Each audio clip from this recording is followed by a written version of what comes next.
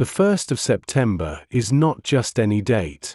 Even small children know this, as it marks the beginning of their obligations, not only at school, but also at preschool. And so it continues as they grow older. Often, this is also the day they start their first job. The 1st of September can therefore be a sad day for some, but a happy one for others. In any case, it often represents a certain intervention in life and sometimes even a significant change. And in the days when military service was still compulsory, it was not unusual to start basic military service on this day. This was also the case with our hero Havlik. Not that he wanted to be there, not at all. Like most men, he didn't like discipline and various restrictions, and even less so when someone yelled at him. But he took it as a fact of life. After all, our ancestors are to blame for such unpleasant things. It is simply one of the legacies they left us. For example, Emperor Joseph II introduced military service in 1781 for the poorest or for those who wanted to join, as they said at the time, in their own interest. Of course, people can have different interests, and sometimes one wonders about them. If someone enlisted in the army, it was for life. Havlik couldn't understand why anyone would volunteer, except perhaps the poorest, but the others, to be maimed or killed. It probably had some advantages, such as money, plenty of food and drink, decent accommodation, access to doctors, and perhaps easier access to women. However, 1868 was a disaster, as it marked the end of voluntary service and the introduction of universal conscription and compulsory military service, which applied to most of the male population and lasted for 3 years. 3 years is quite a long time. The Habsburgs really gave us a hard time. And in 1912, regular conscription twice a year was introduced. And when we finally liberated ourselves and got rid of the hated Habsburgs, things did improve. In 1920, a military service law was enacted, including universal conscription with a service period of only 14 months, fortunately. Unfortunately, this did not last long, as in 1924 it was extended to 18 months.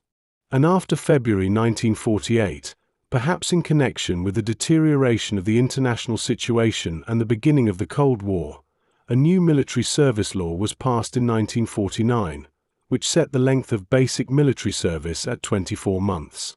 Well, that's no joke. In the mid-1950s, our generals even toyed with the idea of extending military service from 2 to 3 years. Well, generals often have strange ideas, to put it mildly. This was apparently influenced by weak conscription years caused by the deep economic crisis in the mid-1930s, as well as war losses and post-February emigration. It was also said that there were certain disagreements between the army leadership, which insisted on extending military service, and the party and government leadership, which needed more and more labor for its rapidly developing industry. Gradually, the prescribed number of military positions was reduced, and with it, of course, the number of conscripts. The Army Command considered this unacceptable. Therefore, it again demanded that basic military service be extended to 3 years.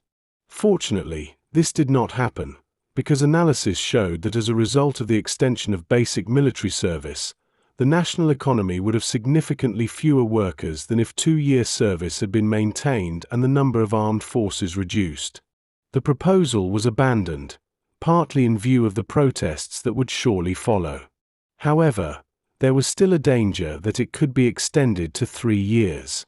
Disputes between the state leadership and the army leadership are not uncommon. There are many such cases in world history. Often, they even ended in a coup d'état. It seemed that something like this was not possible in our country. But who knows? Even in the Warsaw Pact such things happened.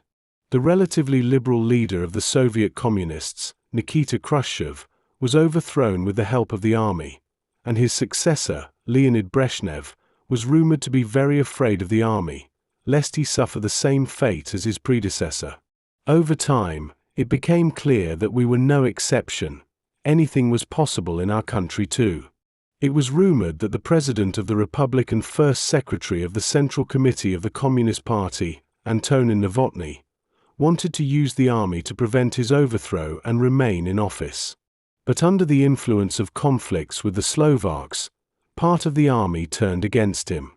For example, the commander of the Eastern Military District, General Kodai, declared that if an attempt were made to arrest certain members of the Presidium of the Slovak Communist Party, the district would mobilize and defend the comrades in danger by force. Well, sometimes there can be a combination where the political leadership of one country does not trust the political leadership of another country, so it joins forces with its army to exert appropriate pressure on it.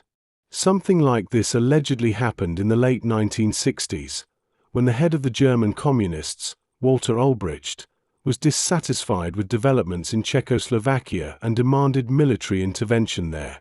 To this end, he joined forces with the marshals of the Soviet Union, because he allegedly considered part of the leadership of the Soviet Communist Party to be revisionist.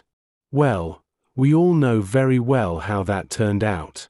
But our disagreements in the mid-1950s were not significant enough to lead to such things. The military service was extended by 2 months in the early 1960s, but only for a short period due to the Cuban Missile Crisis.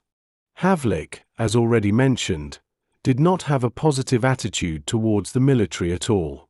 In this respect, he differed greatly from some men who, as children, longed for toys such as tanks, soldiers, and airplanes, and fought various battles with them at home, and later longed for green uniforms and enjoyed marching, perhaps thinking that they would become great military leaders. In his early childhood, he had a friend at the cottage who visited him with tanks and various tin soldiers and rode them down a hill of clay, saying that they were Soviet tanks fighting the enemy. Well, it was the 1950s. When Havlik's mother heard this, she urged him not to say anything to the neighbor, to agree with him in everything, otherwise they might even arrest us. Havlik was afraid of this, so he preferred to lose most of the battles, unless he was playing a Soviet soldier. At that time, there were also a huge number of military films showing in cinemas. They were mostly Soviet, about World War II, the Great October Socialist Revolution, or the Civil War. They were extremely long. Many years later, he occasionally saw a pornographic film, which he found interesting for about 5 minutes, but then it just repeated itself over and over again and was terribly boring. At the time, it reminded him a little of those war films, where tanks drove back and forth for the entire 3-hour film, planes flew overhead, and in between, soldiers ran around shooting at each other. But that wasn't all. The school also took them to the theater to see excessively long Soviet war plays. The children didn't have the patience for this, so they started talking among themselves, simply disrupting the performance with school talk. This led to the theater director interrupting the performance, coming out on stage, and scolding the children, telling them that they shouldn't be misbehaving during such a beautiful and moving play, but should watch the action with excitement. He then gave the signal for the performance to continue. Both the films and the plays showed heroism on the one hand and a lot of death on the other, and he was afraid of death. There were lots of dead people, and Havlik was still a child, so it was depressing for him, and he certainly did not want to die young. Later, he never went to see another war film or watch them on television.